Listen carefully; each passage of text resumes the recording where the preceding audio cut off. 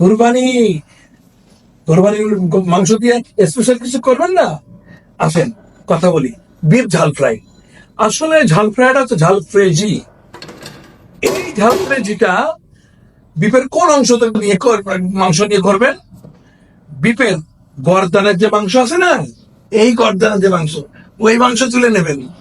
নিয়ে ওই মাংসটা লম্বা করে পাতলা পাতলা করে কাটবেন। কেটে ওটারে শুধু লবণ, গোলমরিচের গুঁড়ো, আদা বাটা, রসুন বাটা দিয়ে ওইটা সুন্দর করে মাখাবেন। একটু ডিম মাখাবেন, একটু ময়দা, একটু কর্নফ্লাওয়ার মাখাবেন, মাখা ডিপ ফ্রাই করবেন। শেষ।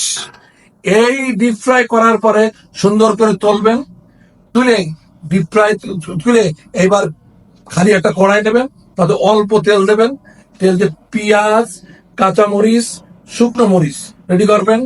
প্রথমে তেলে দেবেন গরম মশলা, তারপরে দেবেন শুকনো মরিচ, তারপরে জিরে ধরে দেবেন।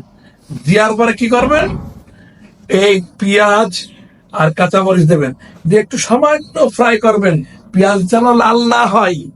এইবার বিপুর সব ঢেলে সুন্দর করে মাখাবেন। দেখবেন ওই পেঁয়াজ একটু গুলে গ্রেভি হয়ে গেছে। ব্যাস, তুলে খাওয়া দেন। উপরে একটু চীনা বাদাম ফ্রাই দেন। জি, বিফ ঝাল ফ্রাই।